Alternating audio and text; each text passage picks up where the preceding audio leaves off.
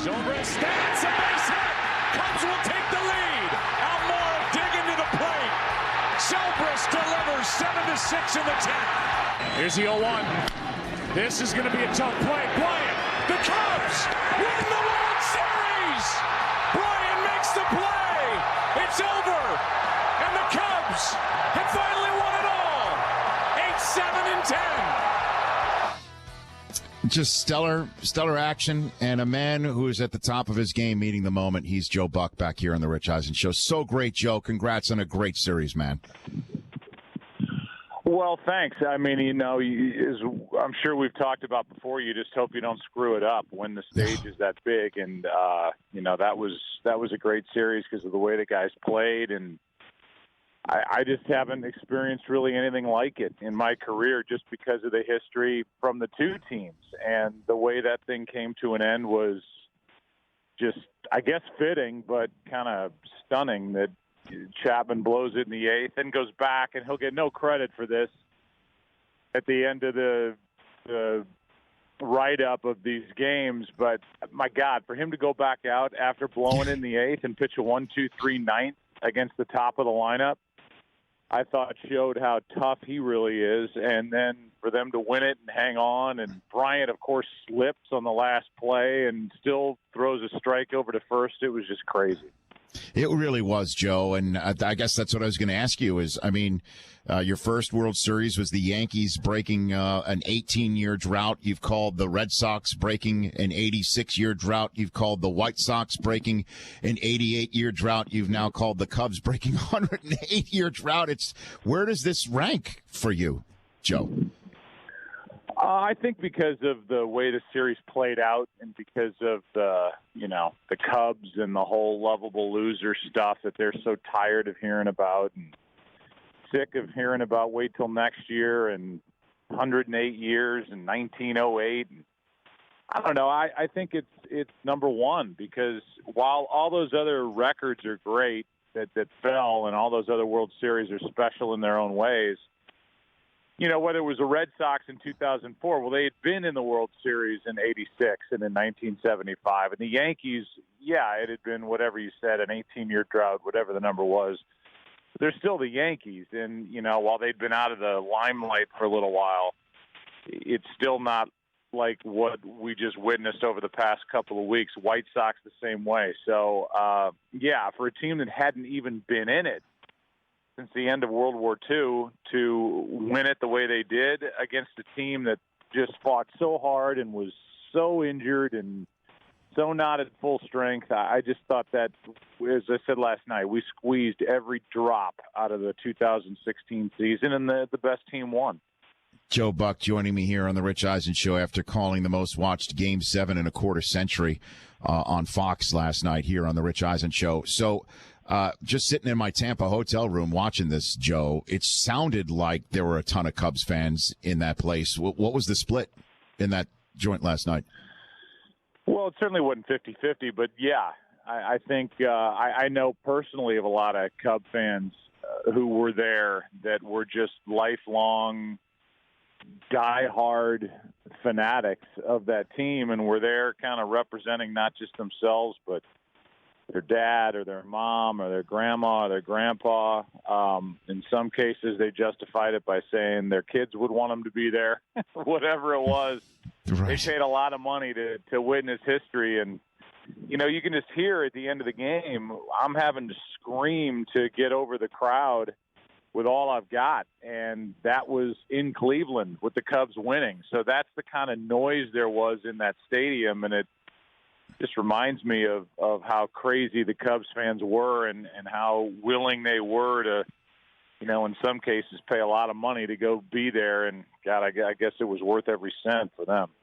And out of all the indelible images that Fox captured last night, the shot of Chris Bryant, as you properly called it, a difficult play, right? And he even slipped making that last throw over to Rizzo. But he's grinning ear to ear like, I got this. Right? I've got this despite 108 years of heartache and pain. I'm this young kid who doesn't know any better. I've got this. And that's the sort of image that I would be scared of if I'm the rest of the National League or the American League, too, for the next few years with this so-called monkey off their backs now, Joe, with this Cubs team being young and good.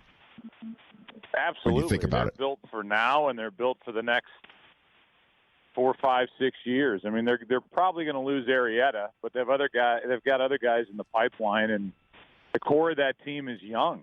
The only significant player they're losing is Chapman, who I assume they won't re-sign, but maybe they do. And David Ross. That's it, and his tank is on empty. So I think, they're well built. I said it kind of last night. When is it when a GM comes in and says, "Stick with me, bear with me. I got a 5-year plan," and it works. He came in 2011, and Jed Hoyer came with him eventually. And be patient, everybody. Don't worry, I got this. And then it happened. And Madden was a big part of it, and getting John Lester as a free agent. But a lot of really shrewd trades. Got younger, but got better, and it was all pointed toward 2016, and it actually happened. I mean, that's really rare in pro sports. I remember being a Yankee fan watching the Red Sox break their curse, and it was tough to watch. I got to be honest with you. What do you think Cardinals Nation is thinking today after watching the Cubs do what they did, Joe? I hear a lot of both. I get a lot of text messages from people that I know just around town in St. Louis, and I would say most are happy for Cub fans. I don't know. I get it, but it's been 108 years. I don't know. Part of me is like, spread it around a little bit and be happy for somebody else. But I don't. I do not. I'm smart enough to know not to tell fans how to think. And if they don't want to like it, then they don't want to like it. But I think it's ridiculous. What do you think the indelible moment from Game 7 is going to be? That years from now we'll look back and we'll say that was the moment. What do you think it's going to be? First blush. Well, I mean, I'd like to come up with something really deep and kind of artsy, but the Zobrist double. I mean, you're waiting for something to break. The rain comes down. They break for 17 minutes. I don't know if that reset the clock, and if Jason Hayward makes this great win one for the Gipper speech and all that stuff, if that makes a big difference. To me, it was the 2, 3, and 4 hitters coming up, and then the number 5 hitter delivering. And, Schwarber, his story and coming back, and he started that rally with a hit. I mean, that kid's incredible. And they could have traded him for anybody, including Andrew Miller, if they wanted to, but they hung on to him. And now, they're going to reap the benefits, and they did in 2016 when they never thought they would. He wasn't even thought of or talked about going into the postseason, and there he is in the World Series, and he was good and had a 3-hit Game 7. So, he gets on. Zobrist gets the hit. That shot, I think, of Anthony Rizzo with his hands on his helmet on his head saying, "Oh, my God," mouthing, "Oh, my God." It was like this is really happening. And, that 10th inning, in the 8th inning with the Indians tying it, those are the two frames I'll probably never forget. Yeah, I remember that Rizzo shot you're talking about. I thought of Brady after he won his first Super Bowl with the confetti coming down. Yeah, no. Hands on head, crazy disbelief. You say that. I thought the same thing. That's exactly – it was almost identical of Brady, hands up, elbows bent, hands on the head, mouthing, "Oh, my God." And Rizzo channeled his inner Brady. Yeah, that was unbelievable. And I got to tell you this, too, Joe. Like I said, you're terrific.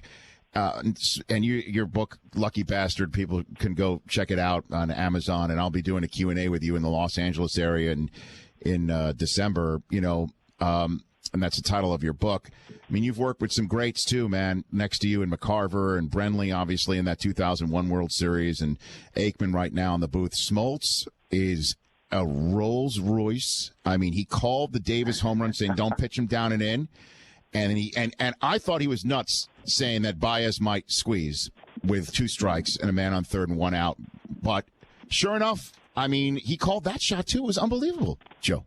Unbelievable. Yeah, I think because he's been there and he's been on the field, which is a heck of a lot more pressure-packed than being in the booth, I think You always hear about athletes slowing things down. He's not hurried. He's not rushed. And I think that's when people in the booth get hyper and they overtalk. They are scrambling and they're trying to be brilliant. And, I can tell you he works hard. He goes back and now he did play golf the days of games 6 and 7, but I mean, he probably would have done that if he was pitching last night. Right. So that's kind of his MO, but he watches so much video, more than I've ever been around any analyst. And he's looking at every at bat. How do guys try to get guys out, and how are they pitching Baez? And if you're Baez, what are you looking for? I mean, he looks at it from both sides. He's a great athlete, was a pretty good hitter.